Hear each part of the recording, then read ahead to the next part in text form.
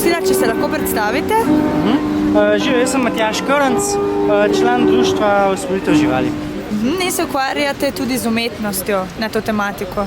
Umetnik, tako pesnik.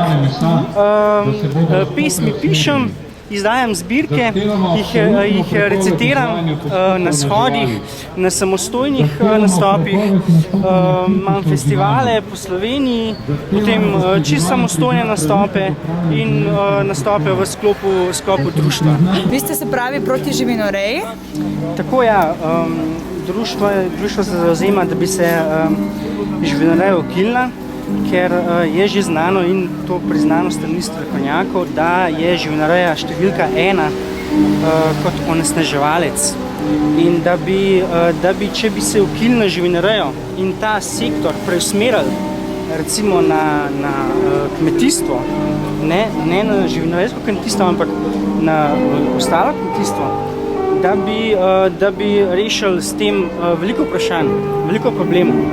Ta prva je problem lakote, če bi bili vsi vegetarijanci in vegetarijanec v tem času ni biti noben problem, zato ker obstaja razne vrste hrane, vsem je dosegljiva razne vrste hrane in meso je v bistvu, zdaj se kaže meso kot povzročitelj bolezni, ne kot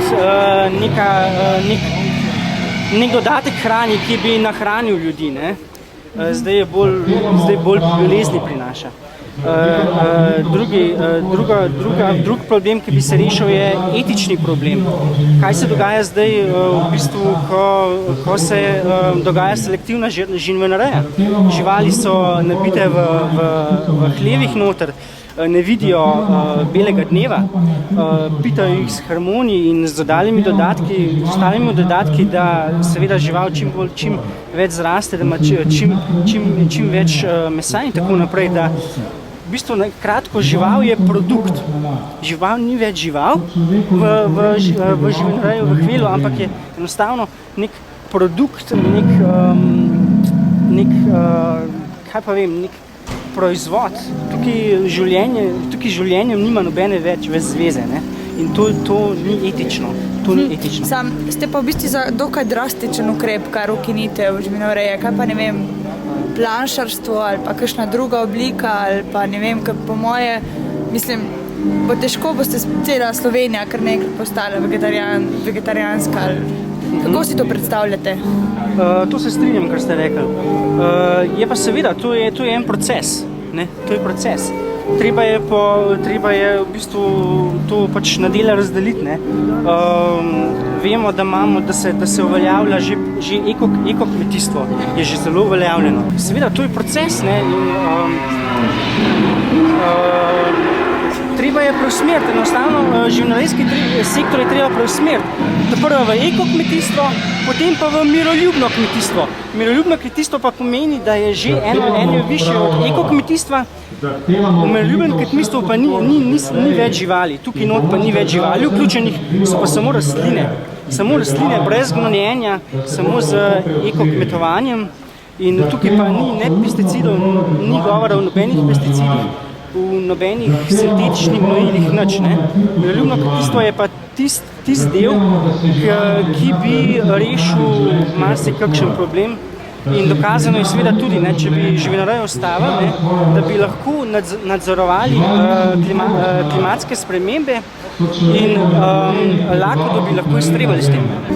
Drugače pač tako ne more iti, tako dolg ne bo šlo, ker že zdaj vemo, da že zdaj so napovedi drastične in to se samo še stopnjuje.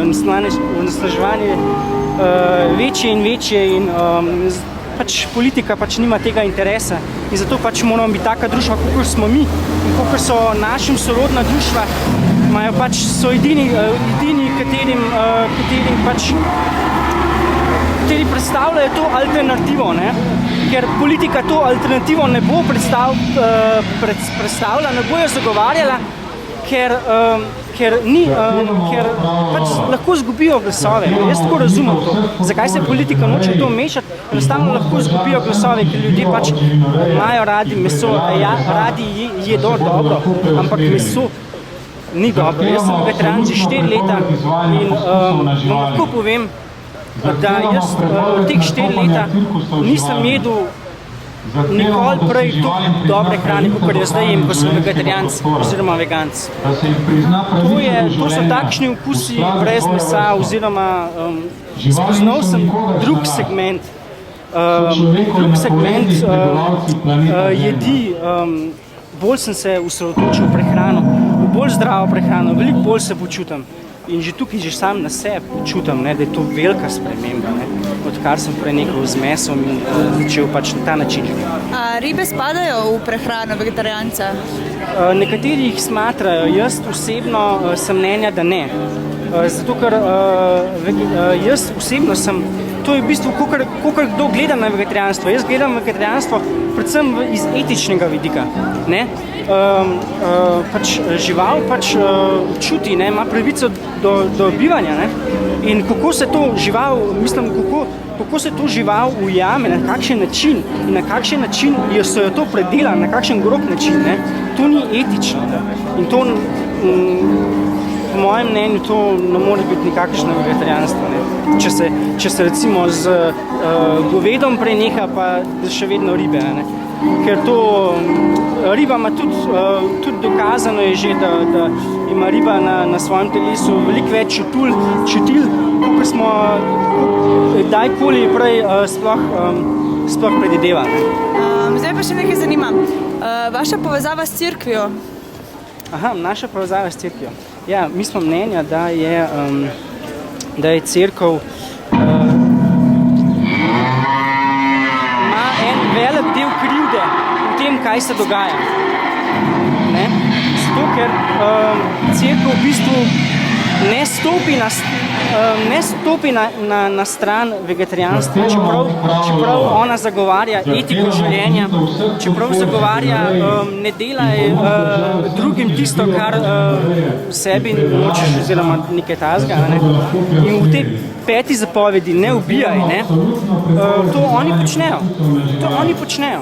Oni imajo, vse pogledajte, krščanski prazniki, to so največji prazniki, kjer se poje mesa. Ne? To je šunka skoraj na vsake mizi. Ne? In pač duhovniki to pač sprejemajo. Če v cerkev prideš z mesom, ti ga duhovnik še po blago, ne vem kaj naredi. Požegne. Tako, požegne, evo. In oprostite, ampak to meni ni etično. No? In oni se grejo pač tam v cerkev neko etiko. Ne? In to ni etično. In se mi zdi, da v 15. stoletju je cerkev v bistvu živalim ne priznava dušo. V tem je problem. Ne? In oni ne priznavajo živalim dušo in menijo, da je žival dana človeku, da jo pač uporablja po svoji vesti. Ne? Ampak žival ima dušo.